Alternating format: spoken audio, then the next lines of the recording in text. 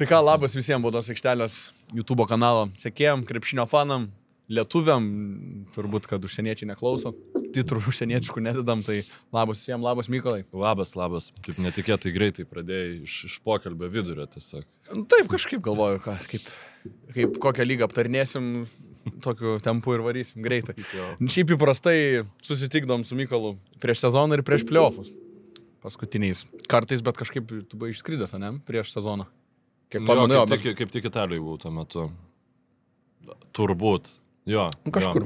Atsimenu, kad tarėmės kažkaip, po to sakiau, gal tada vėliau ir tas vėliau gavos, sužaidus kokį, kiek ten, netoli 60%. Realiai dabar prasideda ta pagrindinė reguliaraus sezono dalis. Ir anksčiau jinai būdavo tokia labai chaotiška, nes dar pabandydavo duoti paskutinį smūgį tos komandos, kurios yra už 8 ribų, nepapuldavo ir ten išsibarstydavo. Dabar su tuo play-inu, tai tas kovojimas dėl paskutinių vietų, realiai dėl vienų rungtynių, kai kuriuom komandom papildomų po sezono, jisai gali užsitęsti labai ilgai, bet čia tas jau pats įdomumas prasideda, kas priims, kad mes jau esam pelai, ir atsiskiriam save nuo grūdų, o kas bandysi tą grūdų maišą, žinai, iššokti. O kai tu paminėjai tą play-iną, tai tarkim, kaip tu matai, ar tas play-inas vis tiek viena iš pagrindinių priežasčių jį sukurt buvo, kad kuo mažiau tenkintų komandos, ne? Kaip lietuviškai vis tiek visus terminus esate išvertę su Roku, kaip tenkinimą išvertėt, priverstinis pralaimėjimas? Specialiai renk pralaimėjimus. Čia neišverčiama. Visiškai, man tai būtent visiškai išverčiama čia tas, bet, čia jau kita, žinai. Nes kaip pats pasakai, kad, netenkinsim, kad pateksim į play-iną, bet tada po vienu rungtynių pralošim. Tai tada irgi, ar čia labai jau toks didelis laimėjimas. Tai kaip čia yra komandom reikia filosofiškai, žinai, atsakyti. Pavyzdžiui, Bruklino Nets atrodo viską daro, kad jie pralaiminėtų, bet jie visien išeina į aikštelę ir D'Angelo Russellas, jisai nori žaisti krepšinį, visi aplinkui.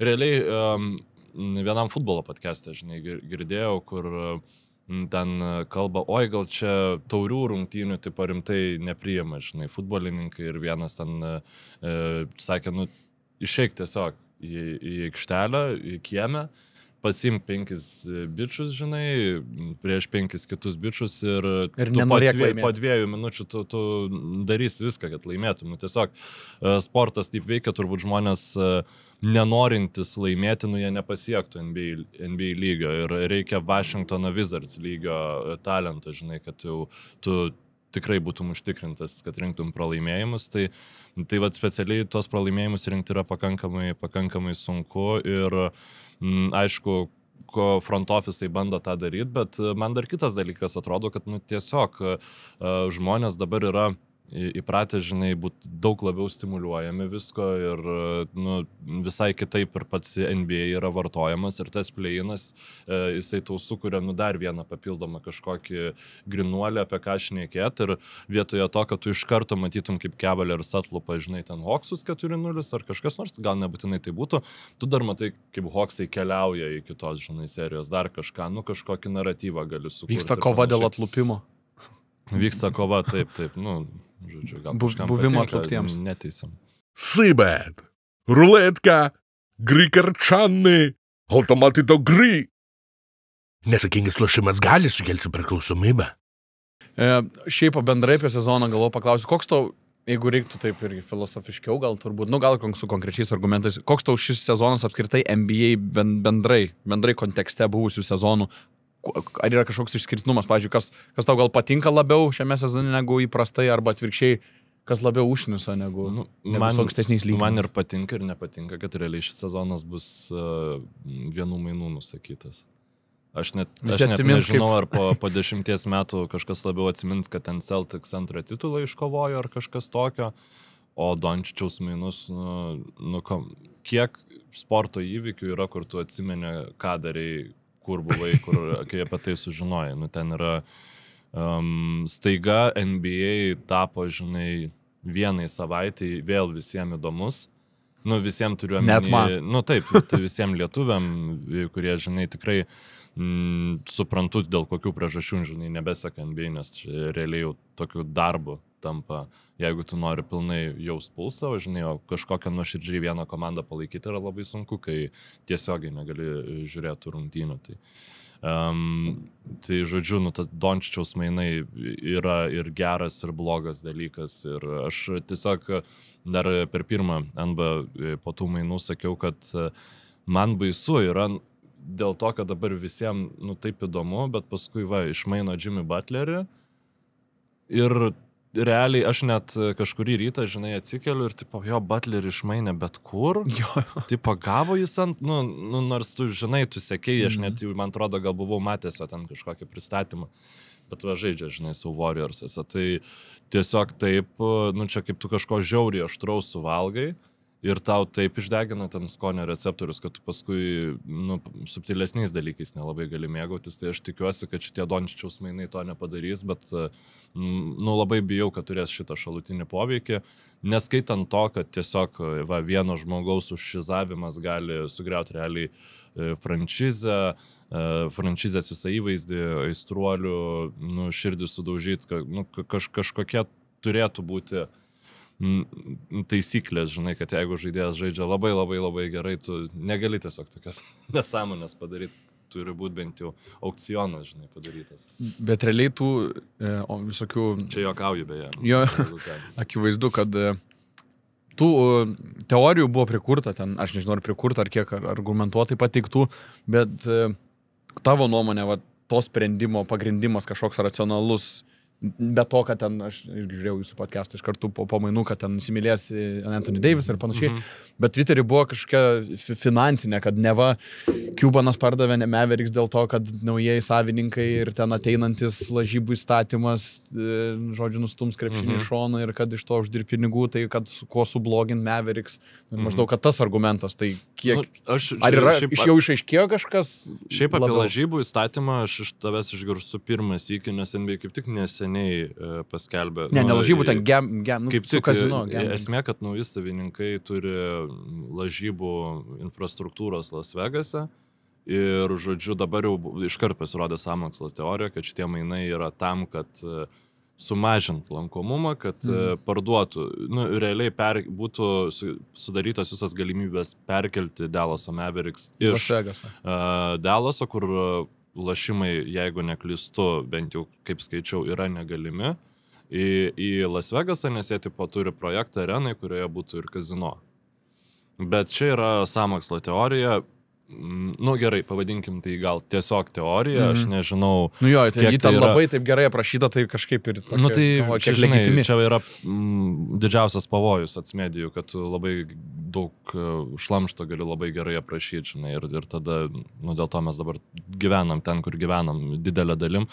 Bet jeigu grįžtant, žinai, prie paprastesnių dalykų, tai man atrodo, kad tiesiog tai yra labai didelio narcisizmo rezultatas. Nico Harrisonas yra žmogus, kuris, kaip čia pasakyti, pats tas man made himself, žodžiu, pats savo pasiklojo visą sėkmę ir jisai ten teko The Athletic straipsnį skaityti, ten labai daug kelis kartus pabrėžia, kad jisai labai susitinka su bičiuliais ir klausia, tai ką šiandien valgiai ir taip toliau, jam labai rūpi šitie dalykai, nes jisai net nebijo savo artimų žmonių užknisti tais klausimais, ar ne, nes jaučiasi teisus visą laiką ir jeigu tu pastoviai esi kontakte su žmogum, kuris visiškai tom vertybėm nesivadovauja ir tu matai, kaip jis čia, aš bandau Harrisono perspektyvą įsijausti, o ne sakyti, kaip iš tiesų yra, kaip jis ten nuodija save ir panašiai visais tais žalingais įpročiais.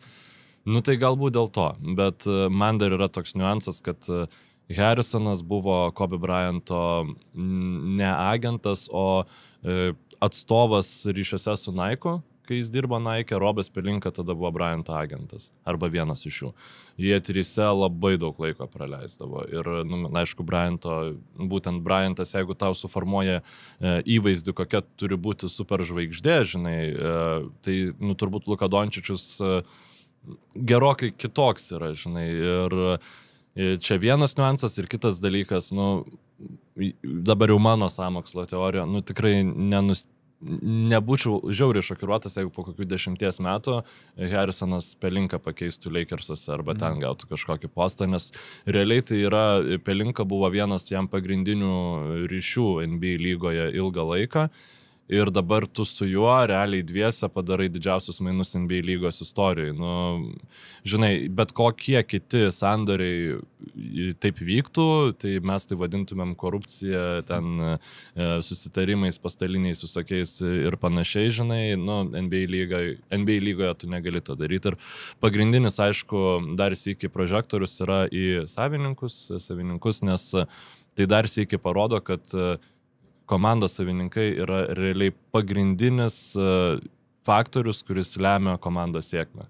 Nu, jūs pasižiūrėkite tos pačių, gal nebūtinai titulus, bet bendrai, nu, taip kaip operuoja franšizė. Clippersus pasižiūrėkit. Traumas, ten viskas, nu, ta prasme, labai daug sprendimų yra nepasiteisinę, bet kiek tų sprendimų, kuriuos jie buvo atlikę, sukėlė kažkokį tai, nu, kur krepšinio protams, žmonėms mylintiems krepšinį nesuvokiama, kurie tie sprendimai buvo nesuvokiami. Nu, jų nebuvo daug, nes Ballmeris, nu, jisai turi savo žodį, negaili pinigų ir visą kitą. Tiems panašu, kad, nu, Cubanas tikrai nebūtų leidęs, žinai, ir tiesiog labai daug visokių scenarijų, bet vis dar, nu, kiekvieną savaitę vis kažkokių naujų mainų, minčių dėl šitų mainų kyla. Nu, aš įsivaizduoju, jeigu visą podcastą ten valandą atvarėt apie vieną sprendimą ir dar jau kiek praėjo laiko jau. Paskui mes su juo, žinai, stojamės nuo to mikrofono ir dar šnekam, ir tada, žinai, atsikeliu, gal, nu, tu realiai, nu, negali suvokti, nu, čia, nu, tu praleidi, nežinau, aš skaitau savo atkaklaus domėjimosi NBA pradžia, man buvo 2017, 16-17 sezonas, nu tai vat, sakykime, 8 metus tu bandai galvoti, o atrodo, kad tu supranti, kaip veikia NBA lyga. Aš to galiu paaiškinti, sakyk, ką nori, viską paaiškinti, žinai, o po to duoda tokį. Nu, net ne tai, bet tu tu įsivaizduoji, kad tu kažkokius dėsnius susikuri, kurie veikia, kuriuos tu supranti. Sakykim, logišką paaiškinimą. Ir tada tu viską paneigi. Žinai, čia, nu, kaip ateitų dabar kažkoks tipo chemikas ir išsidergtų iš Mendelėjevo lentelės. Nu, prasme, viskas yra nesąmonė, žinai, nu, prasme, tai tikrai šokiravo ir aš manau, kad nežinau, kas turi vykti dar šiam sezone, kad jis retrospektyvai būtų įrašytas kažkaip kitaip negu The Trade. Nu, čia bus dokumentikos, dieve, čia visko bus padaryta apie šitus mainus. Tyrimas dar bus užkurtas, atšauks dar mainus. Jo. Nu ką, tęsime NBA paskaitą su NBA mokslų daktaru Mykolu. Nu tai va, aš pasižiūrėjau, taip suskirčiau rubrikas lietuvių komandos. Kažkiek apie MVP, kas čia taikosi, favoritai, naujokai, nu ir šiaip išskiriau tokias geresnės komandas, kad į tą pamėšlą nebraidyti. Nes kaip prieš sezoną būdavo, atsimenu, kad į podcastą gal būdavo to ir man kančia, nu man klausti dar nieko, bet tau kančia kalbėti jau būdavo apie visokius. Kažką tu jau čia netaip atsimenu, labai gerai apie Hornetsus galima kalbėti, viskas tvarkoja. Nu gerai, gerai. Tai va, tai apie NBA lietuvių komandas, abi, va, pažiūrėjau irgi šiuo metu, kai rašinėjom podcastą, abi 10 vietas užima savo konferencijose. Skandalas. Ir abi labai, sakykim, savininkai, GM-ai nemažai judesio irgi atlieka. Tai kaip tau Kingsų tas judesys, aišku, esminis, kad išsimainė vieną iš savo super žvaigždžių. Nu, Kingsai realiai, žinai, visada tu gali kaltinti dėl to, kaip jie atsidūrė tokioje situacijoje, tai jeigu žiūrint taip, tai nebuvo patys geriausi vadovybės sprendimai, bet bendrai galiausiai jie buvo tokių šiek tiek po autobusu pakišti, nes 2 savaitės iki trade deadline ribos, ar kiek ten Foxas, žinai, nu, realiai jis paskelbė, kad aš noriu būti išmainytas. Jisai ten sako visą priešingą informaciją, bet tada pirmas interviu su Spurs Media, žinai, ir jisai sako, kad aš dariau viską, kad Stefanas Kesslas būtų neišmainytas. Ir Kingsų fanai tokie, tipo, tau nieko švento nėra, žinai, nu, tipo, kaip tu drįsti. Tai iš tos situacijos aš manau, kad galėjo su Foxu galėjo baigtis panašiai kaip, nežinau, Warriorsams su kokiu Durantu, nu, daug mažesnis lygius ir daug didesnis lygių skirtumas tiek franšizų, tiek žvaigždžių, bet žinai, nu kur nebenori superžvaigždė būti pas tave, tu padarai sign and trade vasarą ir gauni ten kažkokį Russell ar kažką, žinai. Tai jie gavo Laviną, jie ten dar gavo kažkiek tų šaukimų. Manau, turint omeny, kaip Lavinas žaidė, visai tvarkingas, sakau, man trūko, aš būčiau dar kažkaip tikėjęsis, kad gal pavyks Lonzo Ballą gauti, nes, nu, jeigu jau tu pilnai tais Bullsais tampi, jis būtų toks visai logiškas papildymas, bet, na, aišku, liūdniausia tai, kad tu prieš 2 sezonus žaidėjai seriją prieš Warriors, galvojai, kad kilsim, o tu realiai dabar ta serija prieš Warriors yra visiškai siekėmybė ir tu, nu, su visa pagarba ir meilė Domantui Saboniui, nu, tu tampi naujais Chicago's Bulls, tą parodo, žinai, ir pozicija turnyriniai lenteliai ir nėra, kad ten Monkas, Lavinas ir DeRozanas čia nuostabiai tiktų vienas prie kito, visus krepšininkus labai mėgstu, bet situacija buvo tokia, kokia buvo ir Monty McNairas, nu, nemanau, kad kažką galėjo labai geriau padaryti jau šiame sezone. Iki sezono turbūt, nu, dar buvo variantas, kad galėjo nemainyti Fox'o, bandyti gauti Jimmy Butlerį išmainydamas DeRozaną, nes tiesiog tu ir DeRozano, ir Butlerio gauti, nu, nėra prasmės, žinai, tiesiog Butleris biškai geresnė DeRozano versija ir tada tikėtis, kad nu, padarysi kažką tokio, kad Fox'as liks, bet panašu, kad ten jau buvo labai blogai. Dabar paskui dar galiausiai ir Valančiūną gavo, kas yra labai ir logiškas ėjimas, nes jie visiškai jiems žiauriai trūko atsarginio centro. Ar jie galėjo gauti geriau besiginantį centrą? Tiksliau, ar jiems reikėjo kitokio tipo centro? Taip. Ar jie galėjo gauti? Ne, nes pasižiūrėkim, kiek Lakers atidavė už Marką Williamsą, kuris, nu, jis ir tais labiau teoriškai yra gerai galintis galbūt besiginti centras, nes turi tam fizinius duomenis, o praktiškai ten jo te išplėstinė statistika, nu, nebylotų, kad jis labai kažką gero padarytų. Tai Kingsai tokių resursų neturėjo, jie dabar atidavė iš esmės nieko rimto, turi kokybiškas centrų minutes, bet tas problemas jiems reikia spręsti visiškai kitur. Man atrodo, kad didžiausia nesėkmė Kingsam galiausiai bus tai, kad Dougas Christis tik pakeitęs Mike'ą Browną, turėjo 7 pergalių seriją ir, atsiprašau, gal neatsimenu, bet ten iš 10 rungtynių vos ne 9 ar 8 laimėjo pirmų. Ir man atrodo, kad tai garantuos jam ta gera pradžia naują kontraktą ateinantį sezoną ir tai bus didžiausia klaida, nes na, man neatrodo, kad Dougas Christis jisai yra mylimas komandos, nu, ta prasme, jisai buvo geriausių Kings laikų komandos branduolio dalis, bet jis nedvelkia gerų trenerių. Ne, lyderystė yra, bet jisai kompetencija nedvelkia. Jisai buvo, pavyzdžiui, galima lyginti su J.J. Rediku, du buvę krepšininkai, abu po to dirbo medijai, tai J.J. Redikas, nu, jo klausydavai ir tu aikčiodavai. Aišku, tas sprendimas Lakersų paimti jį iškart kaip vyriausiųjų trenerių, nu, priblaškė, bet ko gero veikia. Dougo Christi įžvalgos Kings transliacijų metu, nu, jas niekad nebuvo kažkas, žinai, įspūdingo.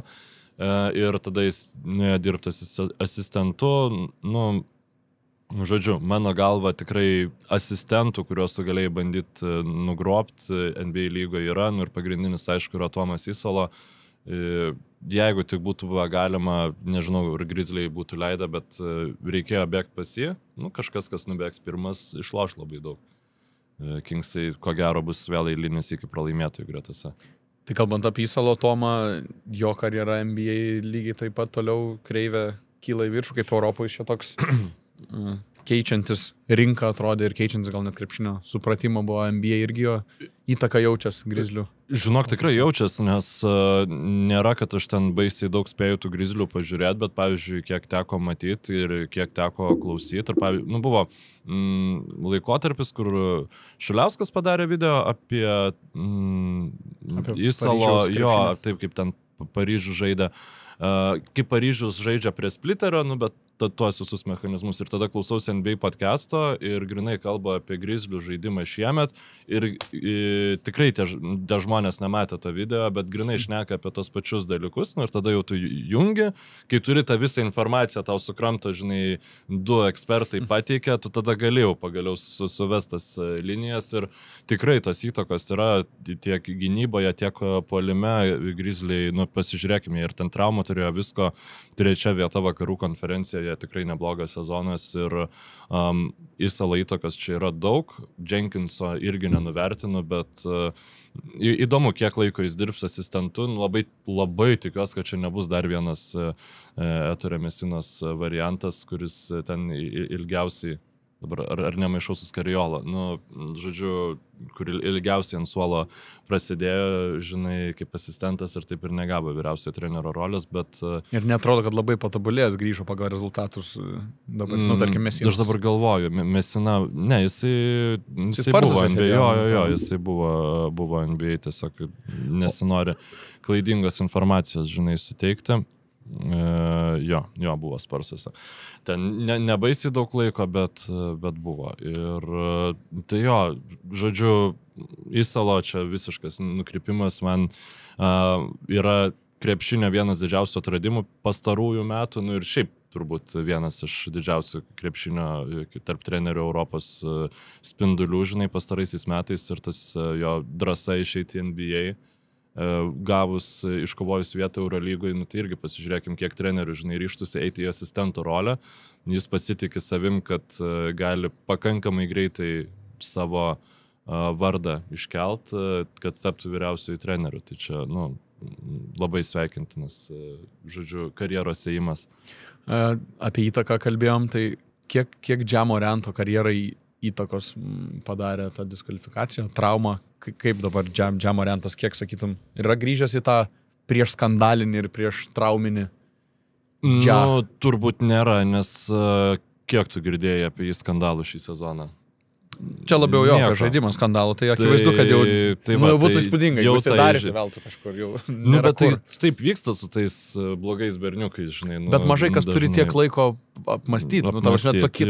Tokios diskvalifikacijos nelabai NBA mėtosi pastaraisiais metais. Tai toks turėjo laiko. Jisai, žinai, grįžo tas garsus pasisakymas, kad nebedėliosiu į krepšį.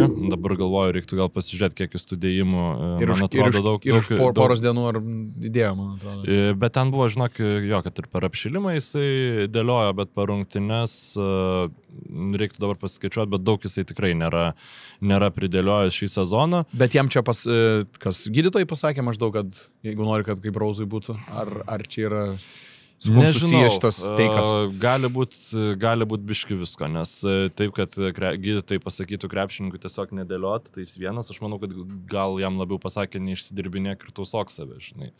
Ir galbūt tas, kad nedėliosiu iš to yra, nes šiaip dėjimas tokiam atletiškam žaidėjim kartais tiesiog yra efektyvi priemonė pelnyti taškus.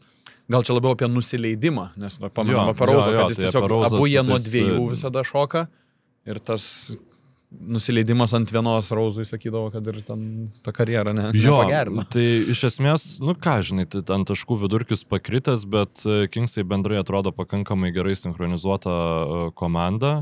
Ar jie šiemet sugebės mesti iššūkį, labai smarkiai abejoju. Ten Thunderiai vis dėlto atrodo kitame lygyje, bet ir šiaip ten... Ir Jarenas Jacksonas, aš nustebau tam MVP ladder 8 vietoj, Jaren Jackson Jr. galvoju, wow. Jo, matai, komanda žaidžia gerai, jis visiems geriausiai besiginantis tos komandos krepšininkas, gan stabiliai šį sezoną rungtyniauja, tai iš tiesų, sakau, tiek visko vyksta, kad tokios komandos kaip Kingsai, ten, dieve, kiek laiko turėjo Cavaliarsai būti pirmoje vietoje, kad normaliai dėmesio gautų, žinai, tiesiog visiems pagrindinė koncentracija yra į lietuvius ir, žinai, ir šiemet vėl Buzelis atėjo į Bulls ir vėl yra tas visas excitementas, kur, 10 minučių pažaidė kažkaip. Nors mes turim, žinai, Sabonį, kuris ant patram 5 minutės žaidžia, ten 40 minučių kai kuriuose rungtynėse, Buzelis ten išbėga, kažką padaro ir tu žiūri aikščiai, kitais metais su Jakučioniu bus tas pats labai smagu. Mums visiems ADHD ugdo NBA, žinai, kur nebegalim sukoncentruoti, kaip sakai, Sabonis, bet čia dar čia, dar čia. Jo, bet, turbūt Buzelis vis vien yra smagiausias reginys, nes iš tiesų, tas, kad jisai ankle breakerį padarys Aaronui Gordonui ir įkraus, ten, čia neįtikėtina, tavo jau vėl, naujoko sezonas tu jau turi ką įsirėminti, žinai. Ir aišku, labai smagu, kad Chicago's Bulls jisai išsikovojo tos vietos pasaulio ir šiąnakt 37 ar 36 minutės žaidė, žodžiu, prieš Sixerius ir atlupo juos Chicago, tai labai labai faina ir pradžioje atrodė, kad tas Donovanas taip nenori jam duotų minučių, bet galiausiai ir Karnišovas, išmainytas Lavinas buvo. Nežinau, kiek liepia, kiek teoriškai, jeigu gal su argumentu, žiūrėk, tu matai, ką jis daro. Laviną, tai jau logiška, kad, ten visokių Kevinų Herterių ir taip toliau, neturėtų jie valgyti Buzelio minučių, bet iš esmės dalyjasi jomis. Tai ten, Donovanas irgi yra iš tų trenerių, kuris ką turi aikštėje, jis visada bandys išspausti geriausią, nesvarbu, kad ten tau, visi signalai indikuoja, kad tu neturi jokių būdų neturi laimėti. Bet Karnišovas turbūt tą žinodamas, jisai išsiuntė Laviną, bet to pačiu nuėmė apsaugą nuo savo šaukimų šių metų. Tai dabar Bulls gali ramiai papulti į krintamasis ir išsaugoti savo pirmo rato šaukimą šiemet, ko nebūtų buvę iki tų mainų. Tai, tiesiog pažvelgta realybė į akis ir Chicago's Bulls tiesiog toliau būna Chicago's Bulls. Bet smagu, kad Buzelis sėkmingai ten atrodo. O kiek virš Karnišovo galvos yra nutaikyta taikinių, lazerinių? Kaip jo, yra jam spaudimo dėl jo sprendimų? Ant Buzelio pečių laikosi visiškai jo postas. Jeigu pais Buzelis, tai pais ir Karnišovo. Aš prieš sezoną rašiau, kad Buzelio, tiksliau, mano nuomonė buvo, kad Buzelio rankose ir Lietuvos krepšinio ateitis, čia labai dramatiška, bet kur kas pragmatiškiau, kad ir Karnišovo postas, nes taip, mes galim sakyti, kad jisai yra supainčiatas savo darbdavio Chicago's Bulls savininko pageidavimu, bet tuo pačiu sprendimai, kuriuos jis priėmė, daugiau turbūt nepasiteisino, negu pasiteisino. Šiemet aš sakyčiau, kad yra net labiau reabilitacijos tokie metai, nes Nikola Vučevičius, tik jo nepavyko išmainyti, bet atrodo visai gal net vertas kažkiek to savo kontrakto. Zeką Laviną, kur atrodo, kad yra, Chicago's Bulls fanai skundžiasi, kad negavo daug už Laviną, bet jie pamiršta, kad dar pernai Lavinas buvo blogiausias lygos kontraktas ir tu, kad išmainytum blogiausią lygos kontraktą, tu atiduodi, nepasiemi kažką, jiem pavyko kažką gauti. DeRozano mainai, čia yra labai skaudus dalykas, bet realiai labai Lonzo Bolova, sakykime, irgi, jis atrodo šiek tiek gal panašesnis į krepšininką. Tai, nors sakė, kad nevaikšto prieš metus ten kažkoks. Tai, žodžiu, labai daug niuansų yra, kurie šiek tiek gerina Artūro situaciją, bet realiai ir Čikagos fanai, ir medija pritarė, kad Matas Buzelis dabar atrodo kaip viena iš retų Karnišovo pergalių, ypač dabartinės naujokų biržos kontekste. Bet reikia turėti omeny, kad kitais metais bus kita birža, bus visai kito lygio krepšininkai ir Buzeliui ir spaudimas jau žaisti gerą krepšinį bus didesnis, nes dabar jis laksto, padėlioja, prameta belekiek metimų. Dabar šiąnakt 5 rezultatyvus perdavimus atliko ir aš šiaip nesu sužiūrėjęs, ar tai nėra jo karjeros rekordas, nes šiaip jo atliktų rezultatyvų perdavimų ir klaidų skaičius yra į minusą, bet tai būna su visais jaunais krepšininkais. Ne su visais, bet su daug jaunų skorerių, kurie gauna ribotą minučių kiekį ir nori pasižymėti. Aš pavyzdžiui, šįryt ruošiau, reportažą apie Kuzminską ir galvojau, reikia surasti, ar yra, kuris Sakaluose žaidė. Ir radau Sakalų ketvirtfinalio prieš Rytą Grajų, kur būtent ten yra tas epizodas, kur Kurtinaitis pasakojo, kad išbėgo į greitą ir įdėjo, atrodė, kad ypatingas, tai ten irgi, aišku, Kuzminskui tada 17 buvo, jis ten visas pirgėjo, žinai, duokit man minus 30, duokit man tą kamolį, pasiema tą kamolį ir viskas, jis ten jau tik tai į krepšį žiūri, žinai, kaip ten tuos taškus įmesti, tai tas noras pas jaunus krepšininkus, kurie galbūt nėra įžaidėjai ir jiems nėra, tai jeigu tu esi pirmas šaukimas ir tu žinai, kad tu kamolių turėsi 9%, žinai, vos ne laiko, kol tu būsi aikštelį, tai aišku, tu padalinsi tų perdavimų, bet mes kalbam šiek tiek apie kito vaidmens krepšininkus, tai viskas labai natūralu, tik tai reikės jau greitai gerinti produktyvumą. Mes Lietuvoje jau spirgam dėl Buzelio, aišku, jau galvojam apie vasarą, apie rinktinę. Ar Amerikoje yra tos spurdėjimo irgi, kur jau pradėjimo kalbėti, nes, Durantas jau pagyrė, kad pasakys, mato savo, like this guy. Jį reikia prisiviliot. Turiu omeny, ar Amerikoje yra jau, kad pradeda po truputį kalbėti, kad iš šito gali būti kažkas tai Čikagos Bulls fanai yra dar neadekvatesni negu jau jie eina iš proto klausimų. Čikagos lietuviai ar Čikagos? Čikagos Bulls aistruoti. Bet ten gal Čikagos lietuviai yra labiausiai hardcore, bet žinai, Kingsai ir Bulls yra panašus tuo klausimu, kad jiem labai mažai ko pasidžiaugti turėjo per pastaruosius 20 metų. Ir tada tau tos nuotrupos, žinai, Buzelis žaistų Thunderiuose.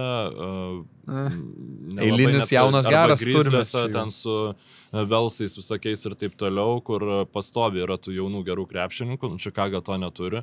Mato bičą, kuris turi kažką charakteryje, kuris yra iš Čikagos, kuris, žinai, yra atletiškas, pirmauja, bent jau dabar netikrinau gal kokias porą savaičių, bet pirmauja komandai pagal blokus. Jis labai blogai ginasi, bet jis pirmauja pagal blokus. Rizikuoja.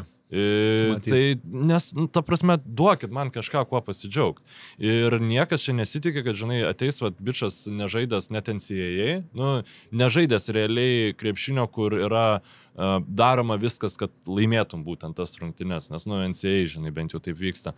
Žaidęs visada, taip labiau, kad tobulintų savo įgūdžius, kad jis ateis dabar čia į NBA lygą ir pradės spindėti. Ten, taip nėra, bet lūkesčiai tai viršyti. Bet augimas greitas gal visai, ne? Augimas greitas, trenerio pasitikėjimas auga, tai tas irgi labai svarbu, ką apie tai prieš tai šnekėjau.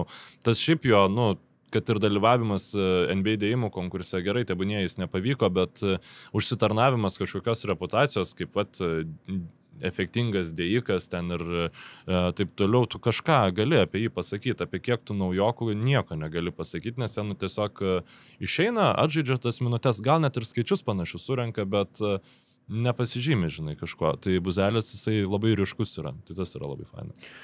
Tai apie tos naujokus užsiminiai, kad ta birža praeita buvo viena blogiausia, neskaitoma per visą istoriją. Prieš jai prasidedant, sakė, kad prasideda naujokų birža nuo 14 šaukimo. Žinai, ir mes negalim pasakyti, kad kažkas labai paneigė tos lūkesčius. Jeigu dabar dar ta mintis, kad Buzelis gali gauti metų naujoko titulą sužaidęs gerai sezono pabaiga, netrodo visiškai beprotiška, tai daug ką pasako, žinai.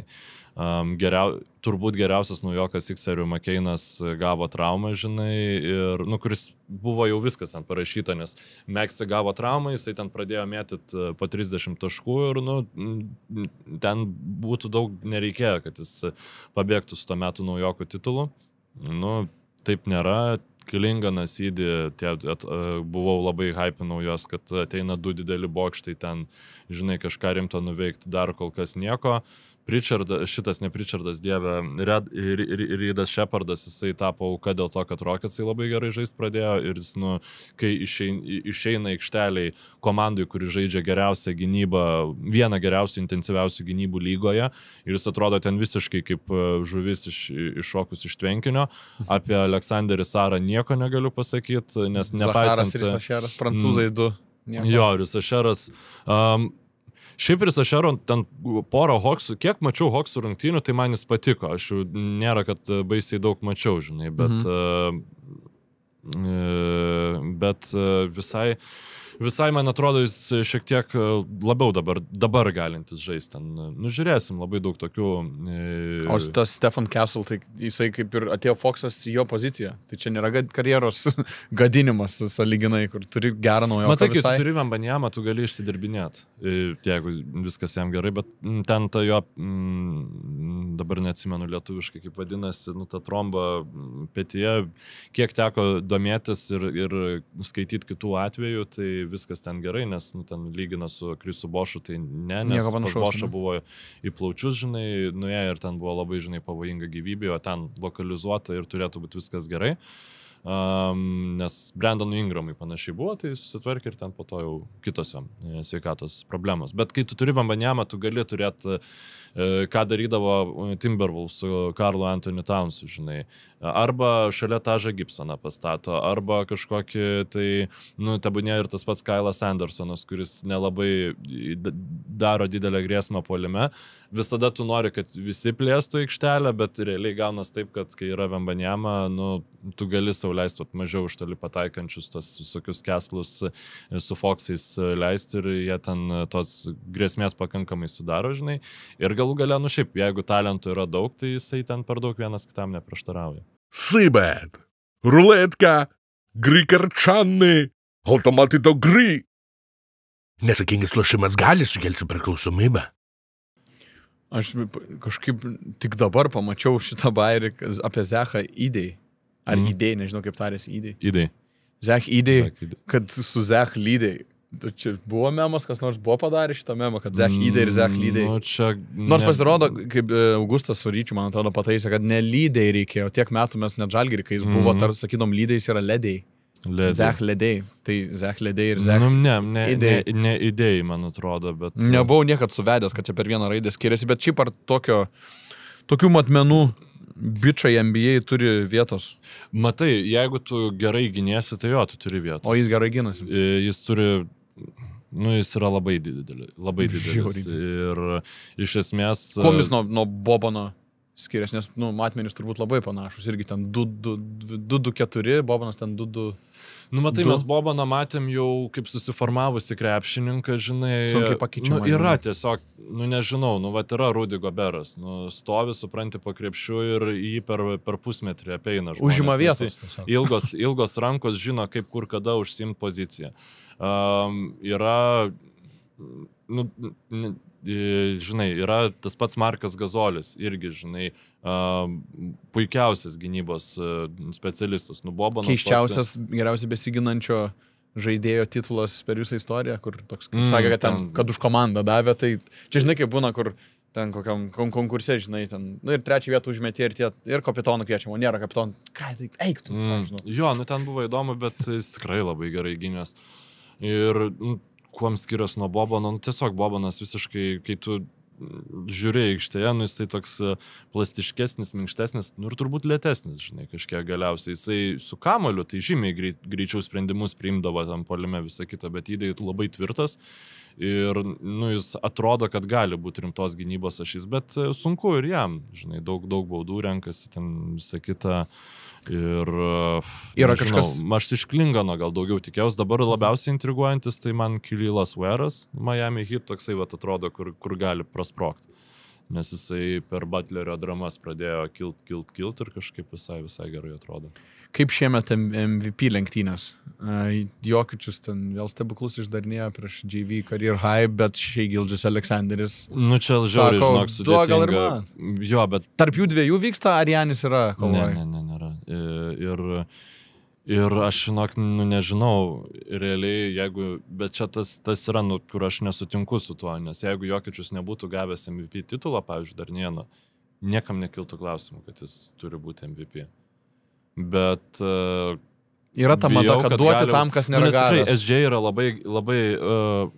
Aš nežinau, nu, kiek yra mados, nu, vat... Nu, Embiido sakom irgi, kad tas, kur... Nu, tas Embiido, jo, tas Embiido tai buvo visiškai, bet ten, pavyzdžiui, nugalėjo teoriškai Jokičius pernai, žinai, irgi ten gal negaut, bet dabar Thunderiai žiauriai geri, SJ žiauriai geras, bet Jokičius yra istoriškai geras. Nu, tipo, nežinau, ar tu gali tokiam neduoti MVP. Jis yra nesveikas, gerąją prasme. Nu, reikia mylėti, garbinti ir nešioti ant rankų, nes tokių krepšininkų, nu, jis baigs karjerą ir tikrai nebebus nieko kito. Nu, čia kaip, ta prasme, aš nenoriu ten lyginti, žinai, jo su LeBronu ar su Jordanu, bet tiesiog nėra kito Jordano.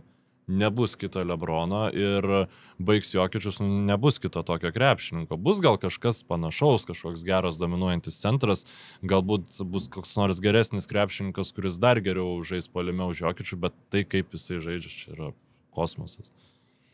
Tai žodžiu, jeigu tavo parašiukas lemtų, tai tu rame širdim uždėtum parašą ir prašytum SGA. Ne, Jokičių. Jokičių? Ta prasme, jeigu aš pats balsuočiau, tai aš balsuočiau už Jokičių. Aš supratau apie Jokičių, kad kaip apie nepamirštamą ir kad jį reikia mylėti, bet SGA sezonas. Jeigu man reiktų spėt, kas laimės, tai nenorėčiau. Noras spėt. ir... Bet jeigu aš turėčiau teisę balsuoti, tai tikrai balsuočiau už Jokičių. Nu, žinai, dabar be kita ko bičas ir trigubą dublį vidutiniškai renka per rungtynes. Iš toli atakuoja 45% taiklumu, išmeta vienu tritaškiu mažiau, negu Shai Gilgeous-Alexanderis. Bet jis yra centras ir jis meta 9% punktais geriau. Ta prasme, už jį geriau iš toli atakuoja tik tai 7 MVP award trackerį esantis Domantas Sabonis. Bet žinai, mes jau žinom, jisai po 2,5 metimą išmeta. Tai ne, nu, šiaip jo probability, pavyzdžiui, Basketball Reference duoda 71%. Tai tikimybė, kad laimės. Kiek? Jo, 71%. Jokičiui. SGA 22 ir ten jau Saboniui 0,6, tarkim. Nu, ten, aišku, čia Sabonis aš iš vis nesu užtikrintas, kad jis į All-NBA komandą pateks, bet Jokičius, nu, aš nežinau, ar 8 komandos pergalės papildomai yra atperka tai, ką individualiai, kiek pranoksta Shai Gilgeous-Alexanderį Nikola Jokičius. Tiesiog jis yra per geras, nu, kol jis pats nepradės žaisti praščiau, aš nemanau, kad kažkas reguliariam sezone gali žaisti geresnį krepšinį negu Nikola Jokičius. Čia yra kosmosas. Tai žodžiu, 3 per 4 metus. Ir būtų... Ir turėjo būti 4-4 realiai, jeigu Embiido neskaitam, ne? Nu, jo, Embiidas yra ten atskira situacija. Dabar reiktų atsišviežinti įspūdžius to sezono, nes šiaip su Embiidu labai liūdna, jisai pernai, kaip pradėjo tos metus, tai atrodė, kad jisai gaus dar vieną MVP titulą. Ten 70 taškų rungtynės, ten buvo per minutę po 1,5 taško jis pelnydavo, nu, kosminiai skaičiai, bet traumas. Tai vat, Jokičius yra kosmiškas tuo klausimu, kad jisai ir žaidžia. Labai mažai rungtynių praleidžia. Viskas aišku man su šito klausimu. Judam toliau prie favoritų, kuriuos aš išskyriau 5, ne savo nuomonę, bet irgi tikimybių teoretikų pagrindimu. Tai Celtics, Thunder, Cavaliers, Nuggets, šiaip tas ketvirtukas toks ryškus ir 5 Lakeriai, kurie, nu taip jau čia labai pritemptai, bet nu vis tiek reikia, perinant prie tų mainų apskritai tą. Tai gal nuo jų ir pradėkime. Nu, Lakerių, nu čia buvo, žinai, tos paskutinės rungtynės, kur visi iš proto kraustėsi, kur tai važiuokim hypo traukinį. Mano apšnekėta išbučiuota Nikola Jokičių sustabdė realiai Lakersai. Vienose reguliaraus sezono rungtynėse Redikas pasirinko grinai, nu jo, neturim centro, ten Aleksėjas Lenas, Jacksonas Heisas, nu, aš dabar reikia pasižiūrėti, kiek jie laiko tose rungtynėse žaidė, bet esmė, kad visi krepšininkai, kad ir kas besigynė prieš Nikolą Jokičių, tiesiog ėjo iš priekio, jie turi ten Vanderbiltą, Dorianą Finney-Smithą, pakankamai neblogų krepšininkų šitam klausimui ir taip pat yra ir LeBronas Jamesas, kuris, pavyzdžiui, turbūt reguliariam sezone, aš nežinau, kada paskutinį sykį taip stengiasi gynyboje kaip tose rungtynėse, tai ten buvo labai toks užmotyvuoti Lakersai, nežinau, kiek reikia ekstrapoliuoti iš viso tonų, bet Jokičių išmest 7 metimus tik tai per rungtynės, tai čia yra nerealus gynybos pasiekimas, kas nežino 123-100 tas rungtynės laimėjo ir tikrai labai daug atgarsių susilaukė tas susitikimas Los Andželo Lakers tiek bendruomenėje, tiek visoje NBA lygoje ir Dončičius jau tose rungtynėse labai prastai šiaip pradėjo, žinai, su Lakersais, man atrodo, šiek tiek gal paskubėjo žais, bet ten jau buvo 32 taškai, 10 atkovotų kamuolių, 7 asistai, nu, ta prasme, rimtai labai sužaidė, tai nežinau, Lakersam visiems, man atrodo, trūksta to lanko saugotojo, jie bendrai turi pakankamai, Finney Smithas labai geras yra, labai gerai pagriebtas buvo vidury sezono, ten Vanderbiltas panašu, kad dar po traumos neatsigauna, jis ten ir tose rungtynėse tik 6 minutės žaidė, bet ten Aleksas Lenas ir kaip Jacksonas Heisas sugebėjo tose rungtynėse 25 minutės žaisti, aš neįsivaizduoju, bet tikrai čia smarkiai gauna daug jisai kredito dėl to, kad Jamesas ir Dončičius yra su juo aikštėje, tai visiems kažkiek daugiau erdvės skleistis ir žydėti jisai turi, negu yra nusipelnęs, bet nepavyko tie mainai su Marku Williamsu ir va ten gali būti tyrimas pradėtas, nes yra kaltina Williams atstovaujantis agentai, agentūra, kad be pagrindo atšaukė mainus. Kad realiai sugalvojo jau, žinai, pasikarščiavo, sutiko ir tada pagalvojo, kad oi, mes čia gal per daug atidavėm ir tiesiog tada prisikabino prie kažko medicininiai patikroj. Tai, bet aš sunkiai įsivaizduoju, kad jie turėtų šansų laimėti čempionų žiedus, reikėtų dar kažką pamatyti, ko nemačiau šį sezoną. Aišku, kai tu turi galimai 2 geriausius žaidėjus aikštėje vienu metu serijoje, tai viską gali būti, bet atrodo pažeidžiami, žinai, Lakersai pernelyg tiesiog nesubalansuotas sudėtis, jam tas Dončičius nukrito visiškai nesiruošusiems, tai aš ten nei jų smerkiu, nei ką, bet galvot, kad jie gali laimėti, būtų drąsu. Tie trūkumai yra didesni negu šito dueto jėga. Taip, paprastinant labai galima gal taip pasakyti, jo.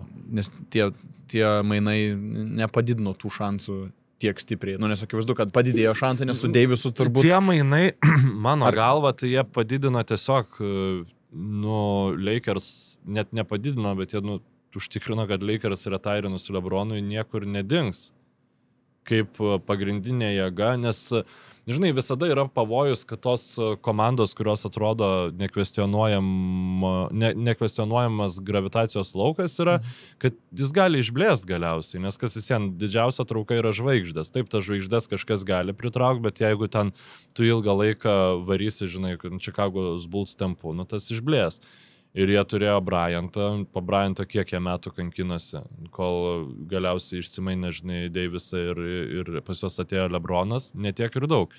Ir dabar tiesiog dar net LeBronui neretairinus, tu gauni Luką Dončičių, nes su Davisu viskas aišku, ten būtų Chriso Bošo Miami Heat variantas, kai LeBronas išeina, kažkiek dar biški pažaidžia ir galiausiai, arba baigia karjerą dėl traumos ar kažko, Bošui nebuvo trauma, bet, ta prasme, vienas pats jisai nenuvestų Lakerių kažkur. O Dončičius, tai prie jo jau gerai, žinai, ten gal ir Janis norės ateiti. Ta prasme, tu beleko gali prisigalvoti, tai čia yra kosmosas. Nežinau, kiek kartų paminėjau šitą žodį šiandien, tikrai, apie įspūdingiausius dalykus ir kalbam, nebereikalo. Ten, kur daug žvaigždžių, ten kosmosas tikrai. Bostono Celtics paraiška šiemet jų žaidime turbūt standartiškai, retai būna, kada čempionai labai ten stipriai kažkaip griūna iš karto kitą sezoną, ar ten iš esmės keičiasi, vis tiek išlaiko tą stabilumą. Tai ar šiemet jie irgi tą back-to-back savo žaidimu pretenduoja? Nežinau, man jie visien atrodo kaip pagrindiniai favoritai. Labai gerai, žinai, sukomplektuota komanda. Labai gerai pasiruošus būtent žaisti prieš Thunderius, jeigu pasiektų finalą. Ten iš vis bus toksai, jeigu tas finalas bus toks, kaip man dabar atrodo, Thunderiai prieš Celtics, tai bus visiškai modernaus dabartinio krepšinio, mes galėsim vertinti, ar geras tas modernus krepšinis ar ne, žinai, nes pagal visiškai modernaus krepšinio filosofiją pastatytos abi komandos, visos universalios, ten gali keistis belekas, belekaip. Ar bus labai įdomu matyti, kaip komandos taikysis viena prie kitos, ar tiesiog iš bendros perspektyvos atrodys, kad komandos žaidžia vienas prieš vieną. Žinai, galima ir taip žiūrėti tą krepšinį. Tai, aišku, reikia nepamiršti Cavaliersų, bet, žinai, su Cavaliers yra ta situacija, kur gerai, kol nepamačiau atkrintamosiose, aš negaliu jumis pasitikėti, nes, aišku, labai gerai, ir Mitchellas atrodo, ir tie abu aukštaugiai, Mobley su Allenu, bet man reikės dar pamatyti. Nes, žinai, jeigu jie vėl striks ten rytų konferencijos pusfinalį, tai turiu omeny nebūtinai pralaimės, bet nesuteikiu aš daug šansų jiems. Tiksliau, dabar negaliu garantuoti, kad jie atspindės savo vietą turnyro lentelėje. Reikia pamatyti, kaip tai išsitransliuos atkrintamosiose. O nėra su Thunderiais irgi labai tas panašus naratyvas kaip su Cavaliersais, kuriais playoffuose niekas netiki, nes irgi va tas, na aišku, ten Sharpų to Šeinonų nelabai gal reikia, bet jis ten, va, mačiau memą kaip tik neseniai. Man, Lakers in 5 against Thunder, Lakers in 5, rėko jisai. Žinai, tai irgi yra tas netikėjimas Thunderiuose, kad reguliarkiai jūs čia varykit kiek norit, playoffuose vis tiek jūs suės, kaip pernai suėdė. Žinai, aš tokį honorarą gaučiau, aš irgi galėčiau sakyti, kad jeigu tai pritrauktų, žinai, heito klikų arba ne heito klikų, aš irgi galėčiau sakyti, kad, žinok, Kauno Žalgiris čia tuos Thunderius suvarytų į vieną kasą. Mes čia tikrą krepšinį žaidžiam, o jie ten išsidirbinėja. Bet ten šau yra. Bet tu tiki, kad šiemet jie playoffuose tą naratyvą visą sudaužyti turėtų? Jeigu jie nenueis iki vakarų konferencijų, jie, supranti, jau yra parodę atkrintamosiose, kad jie yra rimta komanda ir gali rimtai žaisti. Ir dabar jie pasistiprino visokiojopai, pasižiūrėjo, kas mums buvo blogai, pasiėmė ir Hartensteiną, ir Caruso, žinai. Jeigu jie neišeis iki vakarų konferencijos finalo, gerai, dabar pažiūrėkim, sakykime, įkrintamosiose ten nesvarbu, ką tu gauni. Aišku, jeigu gautų Mavericksų sugrįžus su Davisu, teoriškai, Daviso tie 2 keliniai už Mavericksus. Šiaip ten buvo geriausias krepšinis, įspūdingiausias krepšinis, kurį mačiau šį sezoną. Ar iš jo ar bendrai? Tiesiog 2 keliniai Anthony Daviso, aš buvau labiausiai prikaustytas prie NBA ekrano, kiek buvau per šį sezoną. Ten tiesiog tiek mes kalbėjom, kad Dončičius, žinai, jausis neįvertintas, užgautas ir panašiai, bet jisai sulaukė labai daug palaikymo iš aplinkos.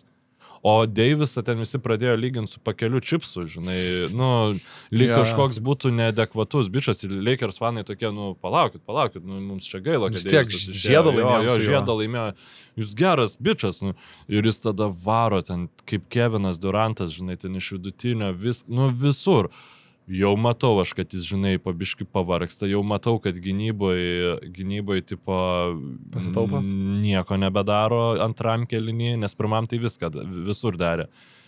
Ir tada trauma galiausiai. Tai buvo, labai tiesiog... Tai čia iš tų per didelių, galim sakyti, persistengęs? Aš nežinau, aš nesu, ta prasme, dieve, net sportininkas nesu, aš negaliu sakyti ir net jeigu turbūt būčiau sportininkas, negalėčiau sakyti, nes yra žmogaus kūnas, jie skirtingai veikia. Bet atrodė taip iš šono žiūrint, kad žiauriai norėjo įrodyti, kad yra labai geras krepšininkas ir kad yra geresnis bent jau šiam laikui, galbūt net ir už Dončičių. Ir tiesiog persitempė. Nes, tas krūvio moderavimas, tai jis nebereikalo yra, neišsigalvoja, žinai, ten ypač tokiam žmogui su tokia istorija. Taip, kad, čia mes tiesiog nusprendėm, kad jums mažiau įdomu būtų žiūrėti, kad krepšininkam reikia tupytis. Visi nori galėti tose atkrintamosiose žaisti. Cavaliers pažiūrėjau ir pirmi pagal ir puolimo reitingą ir pagal įmetamus taškus. Kur čia yra esminė priežastis, kodėl jiem tas puolimas taip gerai kliuojas, kad Mitchellas kaip lyderis yra kitus įtraugins, ar tie kiti yra? Treneris gal žinok, tiesiog Kenny Atkinsonas taip gerai ten viską dabar atidirbęs. Ir aišku, Mitchellas, mes jau matėm jį, kad jisai sugeba būti geros reguliaraus sezono komandos vedliu. Jisai reguliariam sezone, jis labai moka rinkti taškus ir taip pat moka, aišku, prisitaikyti ir prie aukštų, žinai, bokštų, tai ten labai gera sinergija tiek su Mobley, tiek su Jaretu Allenu yra. Ir labai įdomu, tas DeAndre Hunteris, iš tiesų 5 rungtynes dar tik tai sužaidė, kiek jisai taps papildymu. Pavyzdžiui, supranti, ištraukia Ty Jerome, bičas tiesiog kyla nuo suolo ir žaidžia, žiauriai gerai, naudingai komandai. Tai tokie dar papildymai, tiesiog jie gali kiam 8 minutės kokybišką krepšinio duoti su savo sudėtim ir tiesiog renkasi tas pergalės, kurias reikia laimėti, žaidžia gerai. Vis vien man jie nėra labai įdomus, dėl to aš negaliu labai daug apie juos pakomentuoti, nes tu turi rinktis, ką tu žiūri. Ir tiesiog yra tų komandų, kuriuose pastoviai kažkas vyksta, pastoviai kažkokios dramos, pastoviai kažkas keičiasi. O jie tiesiog nuo sezono pradžios pradėjo, žinai, ir važiuoja savo labai sėkmingai aukštų tempu. Jokičių labai išgyriai, akivaizdu kaip ir visas pasaulis, bet kaip su pačiais Nuggetsais, ar tas Jokičius nepavargsto to vežimo Nuggetsų tempti ir ar gali tokiu lygiu ir toliau varyti, kur tokia konferencija, kur, kaip ir sakėm, kad Thunderiai yra ir tie patys Mavericksai su grįžtančiu Davisu galėtų kažką. Mes kalbam apie karščiausią komandą dabar, žinai, dėl ko dar tas buvo pralaimėjimas Lakeriam jau labai išpūstas. Mes su Roku sezono pačioj pradžioj buvom tokį, galvom, ne tai, kad paklikbeitinsim, bet pašnekam, paspekuliuojam. Drąsiai kažką, ne? Ar Jokičius gali būti išmainytas? Žinai, ir dabar Dončičiaus mainų perspektyvai, tai tas dar, juokingiau, žinai, atrodo, bet, atrodė, kad jau viskas, Nuggetsai griūna visiškai. Marijus nepažaidžia, Gordonas gavo traumą, Westbrookas, come on, ir tada staiga mes matom, kad Westbrookas žaidžia naudingiausią komandai krepšinį nuo Oklahomos Thunder laikų. Nuo tada, kai tapo rolinių žaidėjų, nebe lyderių. Netgi nuo anksčiau, netgi kai jis buvo lyderis, jau tas jo lyderiavimas buvo pradėjęs nebenešti komandai tokios naudos.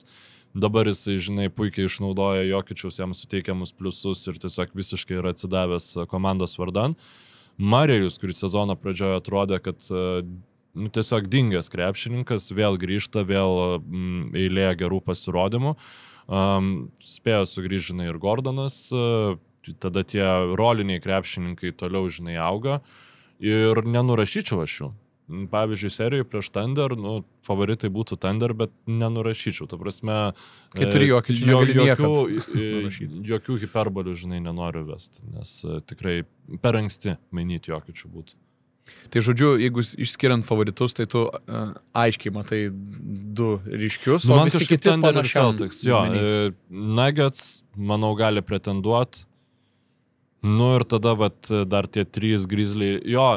Lakers aš visiškai negaliu nurašyti, nes Grizzliai, Lakers ir Rockets man jos sunku būtų į aukštesnę lentyną kažkurios iškelt, nes Grizzliai ir Rockets yra tikrai geriau subalansuotos komandos, bet Lakeriai turi daugiau žvaigždžių.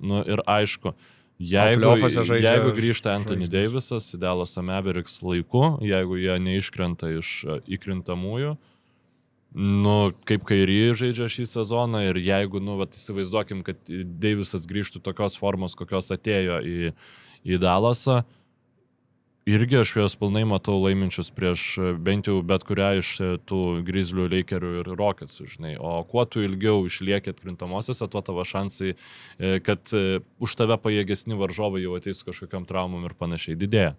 Tai labai noriu Davisą, žinai, pamatyti. Rytuose. Dėl Daviso patikslinant, dar kokia situacija sveikatos yra, prognozija yra kiek apie ten porą mėnesių? Po 4-6 savaičių, man atrodo, pakartotinai įvertintas. Tuoj pasižiūrim, žinok, nes nebeatsimenu. Ir čia klausimas tada, ar Mavericksai forsuotų į tokį pusiau luptą? Forsuotų, tikrai forsuotų. Ar taip tu sulūžęs, tai bandyk, dar daugiau nesulūšiu. Realiai, jeigu bandant ieškoti kažkokios tai logikos, tai yra tik ta logika, kad Mavericks šiemet su Anthony Davisu turi daugiau šansų laimėti titulą negu su Luka Dončičium. Jokios kitos logikos nėra. Tai rašo, kad dar bent 2 savaitėm jį tikrai nežais. Anthony Davisas, tai manau dar mėnesį kokį. Bet Harrisonas tom ir grindė, kad nutrauko, kad Harrisonas tom ir grindė, kad mano, kad laimėti su Dončičiu pabom finale, pamatėm, kad čia be geros gynybos, be gero gynybinio žaidėjo negalim laimėti, vienas jo argumentų irgi buvo, kad... Ne, man atrodo, čia, žinai, tiesiog žiauriai nepatiko Harrisonui Dončičius kaip žmogus, pavyzdžiui, esu susidūręs tiesiog vadovai komandų, dirba gerai. Žmogus ten daro rezultatus, įsakytam, bet žiauriai nepatinka, kertasi vertybės ten ir panašiai. Ir, tu stengiasi jo atsikratyti.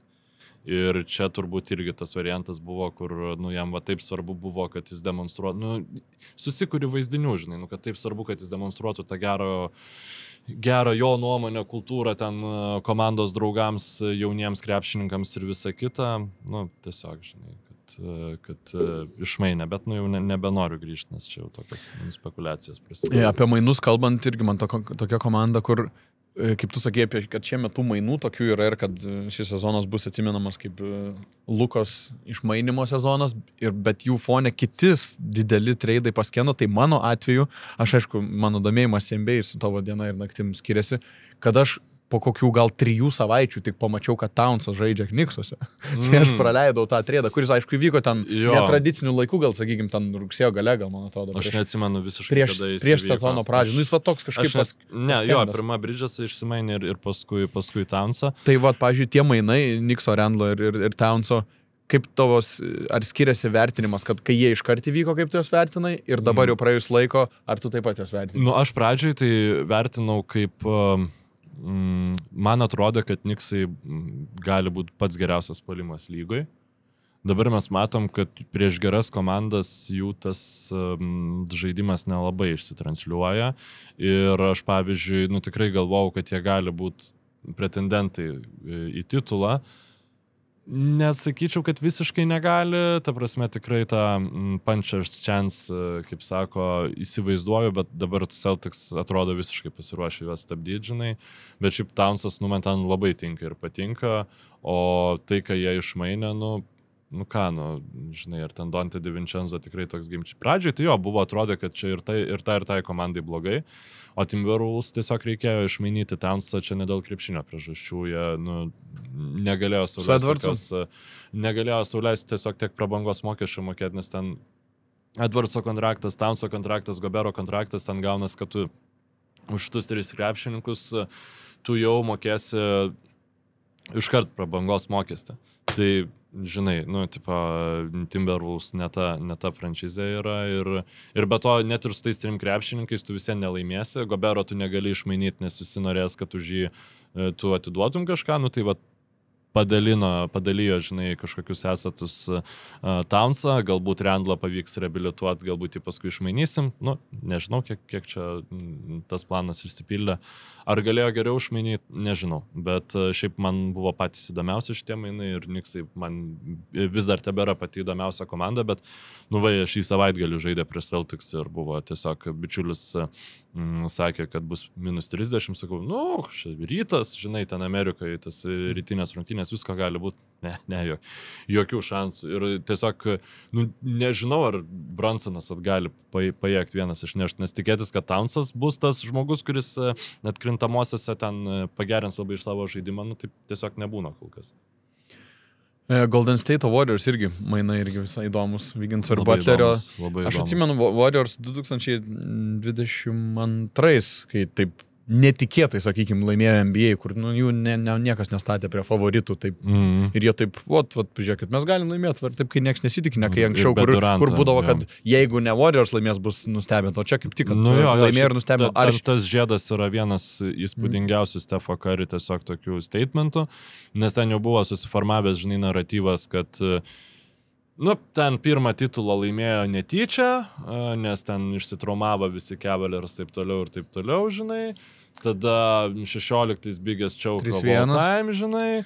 Ir tada jau atėjo Durantas, tai čia jau tie nesiskaito. Ir tada tiesiog 22 ten išpuškavo Warriors pakankamai. Bet jie pakankamai užtikrintų tos jaunus Celtics finale ten apsižaidė, žinai, be didelių dramų. Ten buvo jau atkrintamųjų pabaigoje, tai ten nieko, nu, ta prasme, niekam nekilo klausimų, kad geriausia NBA komanda laimėjo žiedus. Nu, bet MVP, ne Wigginsas gal, ar aš maišau kažką? Ne, Karis gavo MVP. Aš gal Godalą maišau MVP, tada Durantas ir ten buvo Kario pirmas finalo MVP. Tai šiemet į tą nustebinimą, nu, labai jau, nu, tada prasme dar dvigubai labiau nustebintų. Čia būtų jau nebe kosmosas, aš nežinau, kas čia būtų. Nu, prasme, čia irgi jau tyrimas. tyrimas. Čia, NBA is būtų, rigged. čia kažkas būtų negerai. Nu, būtų žiauriai faina, aišku, jeigu Butleris dar sugebėtų po savo visų nesąmonių, kur ten visi dergia, nu, ta prasme, ne tai, kad jis dergiasi iš visų, bet visi jį taip jau smerkia, kaip tu maždaug nebepažaidė, o tu čia tokias sąlygas, tai ir jeigu sugebėtų iš tos apačios ištraukti Warriorsus, nu, kartu su Kari be abejonės, tai nežinau, čia ne Luka Dončičiaus mainai, bet irgi visai paneigtų tam tikrą mano supratimą apie krepšinį.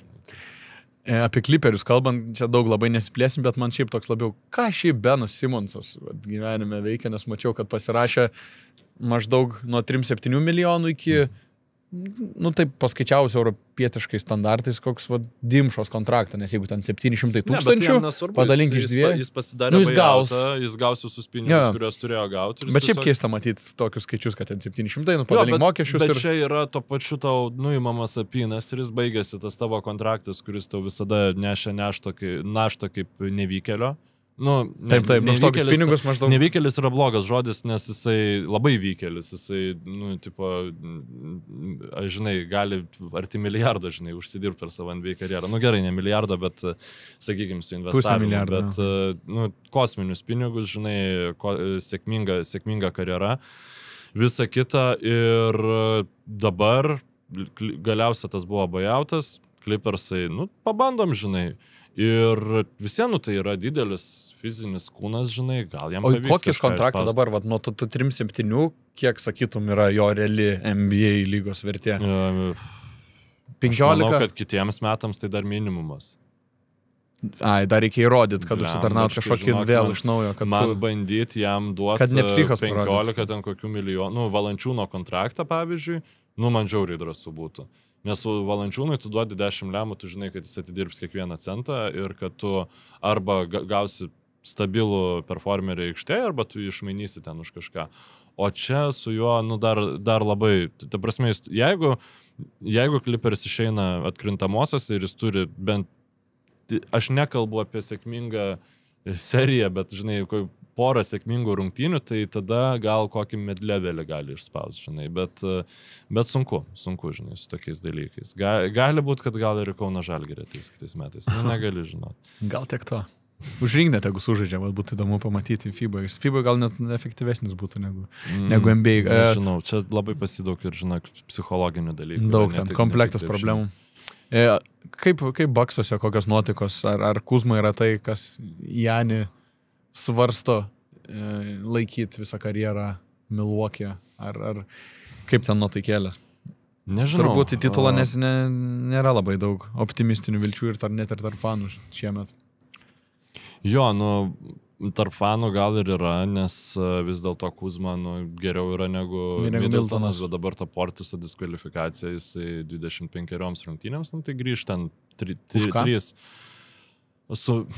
sumaišė nuskusminamosius ten vietoj termidolio, tiradolio ar kažkas atvirkščiai, bet nu, čia realiai jo, visada nėra netikėto, ta prasme krepšininkams nėra netikėtas paskelbimas apie tas diskvalifikacijas, tai visada būna ten ar sineriui masažistas įtrynė, žinai, ar kažkas, nu tai 25 rungtynės.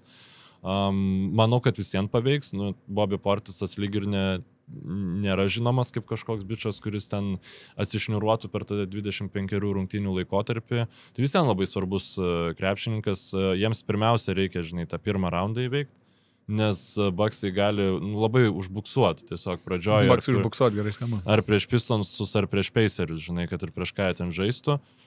Nu ir tada vis vien atrodo beviltiška. Nors, žinai, įsivaizduojam Cavaliers prieš Bucks.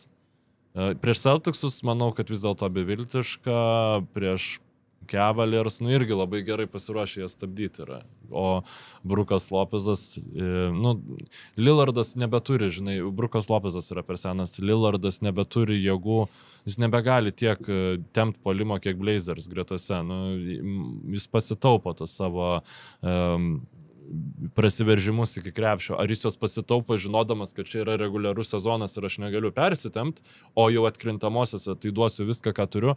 Nu, aš nežinau, ar žmogaus kūnas gali taip veikti. Tai pasižiūrėsim.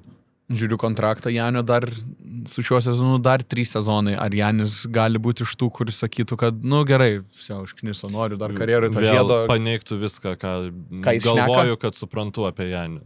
Jeigu Janis prašytų mainų, tai tiesiog nebetiki tokia vertybė kaip ištikimybė. Jeigu pasikeistų komandos vadovybė, ten viskas, ten Baksai turi tą įdomų, kad keičiasi vykdantieji savininkai, kas kažkiek laiko ten tas ratas sukasi.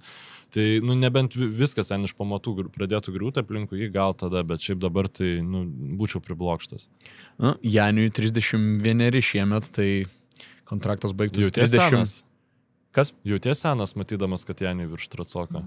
Ne, su Janiu kažkaip ne. Normaliai. Man labiau, kai ten apie Žalgirio naujoką kalbėsim vėliau, kur irgi, kad Žalgiris jau pasirašinėja 21 amžiaus amerikiečius. Ne tai, kad iš Dublerio ateina, bet žiūriu, Isaiah Wong. Žiūriu, 2-1. Beje, kažką... Nieko absoliučiai, ne? Neapsimesiu, žinok, ne. Apie Wongą. Kaip Vanga nebursi apie Wongą. Žinau, kad priklauso žinot, bet ne, tikrai. Priklauso, čia kiekvieną tokį žinot, tai čia... Iš vis pirmas iki girdėjau, nes ten Sumnerį buvau ir matęs, ir visą kitą Walkerį be abejonės, bet su Wongu... Man jis toks gariūnų džemo rentas pagal stilių, toks kūdas, ilgos rankos, atletiškas labai... Aš galvoju, kad čia, nežinau kaip šitoj sezono eigoje, bet bendrai su tokiais žaidėjais šansas laimėti yra didesnis, nes ar Walkeriui buvo ten labai didelis noras kažką įrodyti, aš nežinau. Ar jis norėjo labiau žaisti, tobulėti ir ruošti save grįžimui į NBA, kuris turbūt dabar galima galvoti, kad žinojo, kad jeigu ne šiais metais, tai kitais tikrai sugrįš. Tai visapusiškas sėkmės tikiuosi, kad pataikė Žalgiris, džiugas, kad greit sprendimą priėmė. Tai apie Walkerį galima apie Sixerius. Ar šiaip Sixerių su Embiido šitom traumom jau tas trust the process jau nebereikia don't trust the process, jau viskas laidojam šitą projektą Embiido ir Sixerių. Ačiū Dievui, kad jie, žinai, tai Rysą Meksą turi, tai bent jau kažkas palaiko viltis, bet... Nes George'u irgi ten paskutinio... Buvo ten rungtynės, kur ir Embiidas žaidė, nes dabar su Embiidu yra, kad jie tarsi su komanda, kaip, nėra jis pilnai pasveikęs ir kažką reikia daryti. Ir dabar tarsi su komanda, aš manau, kad tikrai shutdownins visam sezonui ir Sixeriai tiesiog out iš šio sezono, nes net kai jie galiausiai turėjo pilną, pajėgiausią tą startinį penketą, pasikrovė jie ten visiškai, aš dabar neatsimenu nuo ko, bet ten jokių šansų nebuvo. Čia ir Džordžas atrodo, labai jau smarvės jam trūksta. Gaila, nes dar kažkaip prieš šį sezoną atrodo, kad čia Džordžas su sveiku Embiidu tikrai galėtų duoti vaizdų, turint omeny, kad jis kaip trečias, žinai, variklius komandose, prasme, jam tiesiog, žinai, labai aukšto lygio 3&D, Danny Greenas iš esmės ant steroidų. Bet ne. Ir labai to trūksta, tai... Tai Walkeriui kaip ir visą tai skamba gal gerai, kad jo... bet neturės šansų suspindėti atkrintamosiose. Tai kitais metais vėl viskas iš naujo prasidės. Nes jo tas kontraktas, tai ten irgi čipsinės. Aš kaip suprantu, kad negarantuoti kiti metai yra. Tai, bet gal ir pasiliks, ten iš esmės, jeigu jam ten viskas tinka ir patinka, tai gal ir viskas gerai, žinai. Bet paskui ten... įsivaizduokim, kad nesprogdina Sixerių. Bet aš manau, kad jau kitais metais ten su Mori palauk nebus. Kažką darys. Apie Sparsus kalbėjom, apie Vembanjamą, kad nuraminai, kad nėra ten taip blogai kaip pirminės. Aš kiek girdėjau, kad turėtų būti viskas. Nes ir Popas irgi su sveikata, Vembi su sveikata, tai tas Spars tokia medicinė ateitis neaiški, nes jeigu visą tai nuėmus, tai atrodo viskas, kad labai neblogai. Dėl Popo tai nieko negaliu pasakyti, o dėl Vembanjamos tai tiesiog, man atrodo, dabar bijau sumaišyti vardus, Osaras Thompsonas ir Brandonas Ingramas buvo du panašiausi atvejai ir kol kas atrodo, kad susitvarkė. O šiaip tai, čia jau reiktų, aišku, nepatingėti medikui paskambinti, paklausti, kas čia per dalykas. Ir paskutinė komanda, kurią išsirinkau paklausinėti tavęs ir sužinoti Sunsai. Tai tiesiog, kas jiems yra, kai pasižiūrėjai, sudėti Durantas, Bukeris, Bylas, čia, ar tiesiog gal, kad tie trys, o toliau komandos pamiršo kažką dar pakompleksuoti? Ne, bet žinok, neveikia ir tie trys, ir ten šiaip daug klausimų, nes čia buvo kažkurios rungtynės kur jie labai turėjo pakankamai gerą atkarpą. Čia prieš Toronto Raptors paskutinis grajus, kurie nuo Raptorsų pasikrovė 18 taškų, kosmosas. Ir tose rungtynėse šitas Nikas Richardsas žaidė 21 minutę, dar prieš tai jis žaidė ten iš vis 6 minutės prieš San Antonijaus Spurs, kurie pralaimėjo Spursam, kurie iš vis centro neturi. Ten buvo Bismakas Bijombo, dėl dievo meilės, startinis su 10 dienų kontraktu, man atrodo. Kurį bandė ir Phoenix'o Suns, turėdami žaidėjų stygių čia kažkada seniai. Ir jis 4 iš 4, žinai, sumetė, Spursai laimėjo prieš Phoenix'o Suns ir ten, žiauriai daug klausimų, dėl ko Nikas Richardsas tose rungtynėse 9 minutės žaidė, dėl ko prie jo ten tas plius minus irgi didelis buvo neigiamas. Dėl ko Bradley Bealas ant suolo, nuo suolo kyla, čia gal ir mažiau klausimų, žinai, ten dėl ko šitas Danas, žaidėjas, kuris buvo vienas atradimų sezono pradžioje, dabar jo minutės drastiškai sumažėjo. Ir tiesiog man tai panašu, kad tie 3 krepšininkai neduoda vaisių. Ir jiegi, Sunsai buvo nieko prieš ir Keviną Durantą išmainyti ir Bradley Bealą. Bealo nepavyko dėl kontrakto, Duranto nepavyko, tikriausiai irgi gal Sunsai per daug norėjo, gal Durantas per daug kažkokių apynasrių uždėjo, nes tu, nepaisant to, kad jis neturi to no trade clause, tu negali Durantą išmainyti bet kur.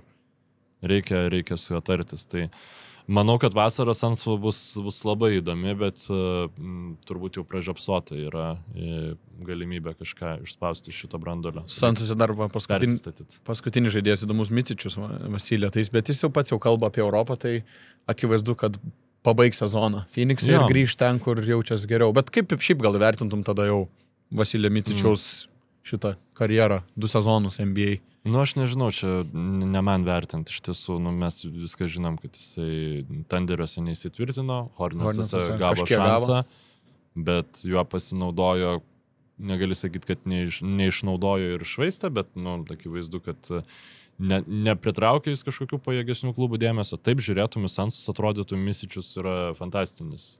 Tik žinai, čia prie šitų shoot first žaidėjų visiškai turėtų tikti, bet akivaizdu, kad nebuvo jis pasiimtas čia kaip kažkokia panacėja.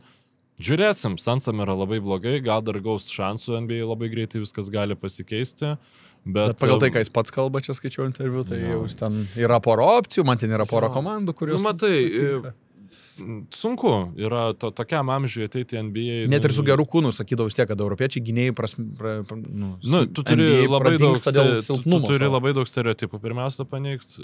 Čia žinai, kaip jie turėjo ir aš nekėjęs Manchester City Barcelonos futbolininkas, kad labai sunku yra, pavyzdžiui, iš Afrikos kilusiems žaidėjams akademijoje įsitvirtinti kažkokiose kitose rolėse negu atraminis saugas, gynėjas, nes pamato, kad tu didelis kūnas, žinai, ir, tipo, automatiškai tu ten negali kurti žaidimo ir panašiai. Tai vat, su europiečiais NBA lygoje šiek tiek gal yra tų panašumų, kad irgi, yra tam tikros stigmas, žinai, kad tu negali gerai gintis, kad tu negali gal to daryti ir nesvarbu, koks tavo statusas, tu ten atėjęs Europai, tu ten atėjęs turi tą įrodinėti iš naujo. Ir nežinau, man atrodo, kad yra pavojinga tokio statuso žaidėjams eiti į NBA lygą, bet man visada labai smagu, kai jie tą daro. Man, Mykolai, visada labai smagu, kai mes susitinkam. 1-2 kartus per metus ir aš gaunu tokią, ir jūs visi žiūrovai, tokią dozę kokybiškos informacijos apie NBA. Tai ačiū tau labai, garbė ir malonumas. Ir prieš playoffus manau, kad reikės susės dar kartą. To prognozuoti pabūrti. Ten bus. Gerai, ačiū. Ačiū, Mykolai. Viso. Сибет, рулетка, грикарчани, автомати до гри. Nesakingas lošimas gali sukelti priklausomybę.